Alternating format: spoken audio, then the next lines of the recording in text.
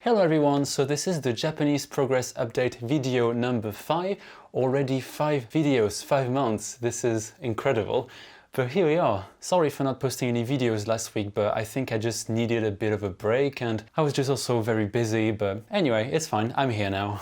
So there isn't going to be anything massively new compared to last month because I just kept on doing my kanji learning, and out of the 2,200 I am at 1,250 or 60, something like that. So I'm well into it, so more than half, and that's just very encouraging. And I'm going to mainly talk about this because I'm halfway through the challenge, and I will give you my thoughts and the things that I found easy or difficult while doing this challenge. For me, this challenge is kind of bittersweet, and there's a few reasons for it. And I will start with the negatives.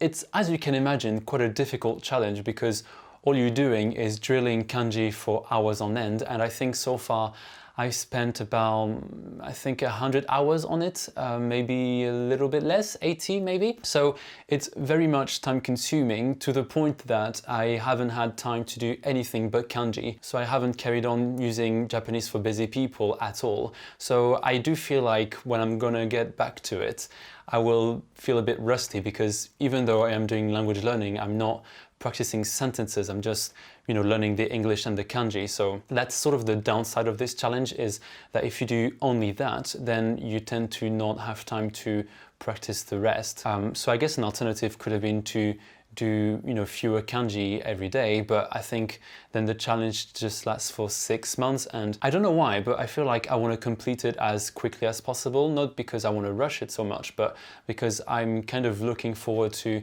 stopping learning new kanji and actually starting doing only the reviews, so then I can have more time to do language learning properly. As I've said at the beginning, I've only done 1,250 kanji more or less, but I can feel like it is getting more difficult than at the beginning, because at the beginning you only have a handful of kanji, and even if you have 500 or 600, it still felt manageable to me. But once you reach 1,100 kanji, it does get more difficult because you start mixing up the kanjis, one with another, and then it just kind of makes it a bit more difficult to remember all of them. And I think there are also days when it's sort of easier than others. I don't know how to explain. I feel like some days I'm more efficient than others. So there's days where I will remember maybe 90% of the kanji from the review, and other days when it will be around 50 or 60%. So that can be a little bit annoying, and it's something to actually be aware of when you're doing this challenge,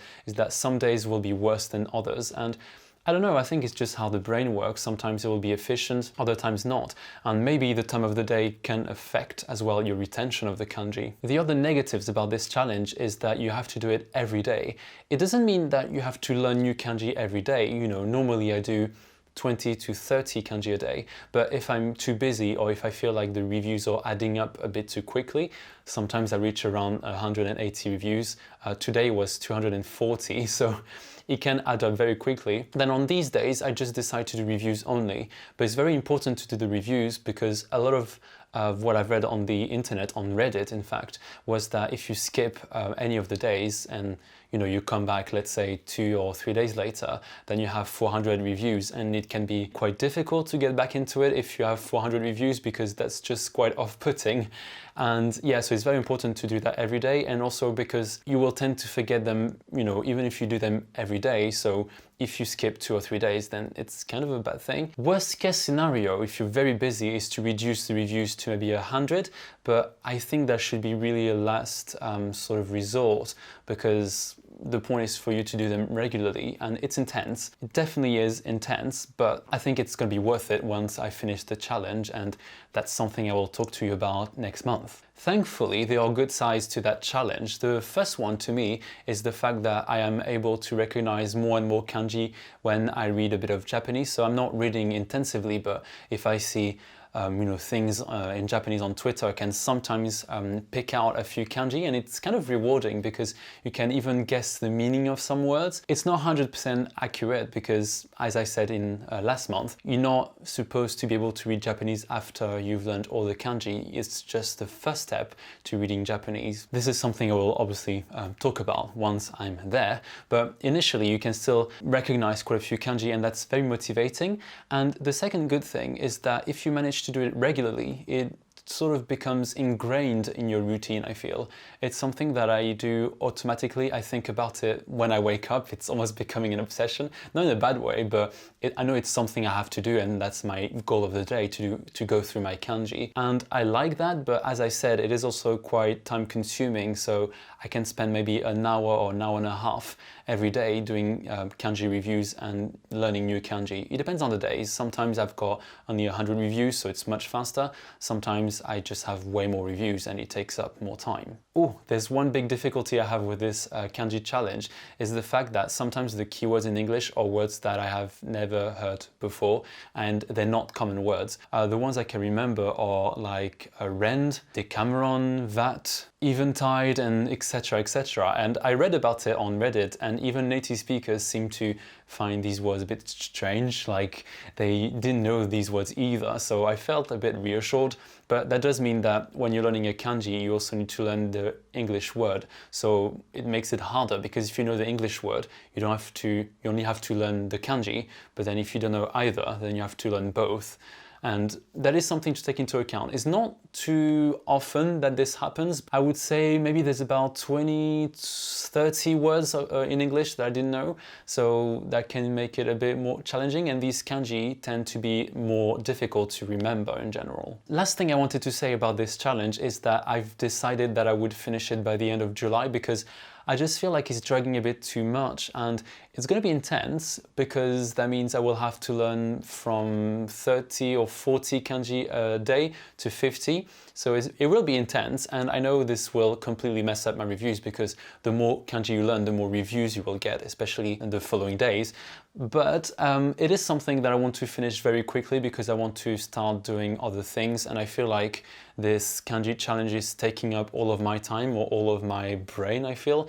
And I've tried to sort of do fewer kanji and do more studying on a textbook, but I don't know, I just want to focus on one thing at a time. I feel like I'm just dividing myself a bit too much if I do the two. So I just prefer to focus on that, but I do want to finish it quickly. So I will see how that goes. Hopefully I will be able to be near the end. And even if I reach 2000 kanji, I'll be happy with myself, to be honest. And because I did not want to only talk about kanji in this video, I will also let you know about the things I want to do the next few months regarding Japanese. At the end of September, I will join a level 3 Japanese class, and I didn't really talk about it in this series of videos, but I did a level 2 Japanese class about 2 years ago, I think now, and it wasn't that successful because I didn't really make the effort of doing the homework and learning the vocabulary. I was just too busy, and I don't think I was in the mindset to actually focus on Japanese, but now I definitely am. And yeah, so I will do a level 3 class, but what I will have to do is to revise all the content of Japanese for busy people, so this book,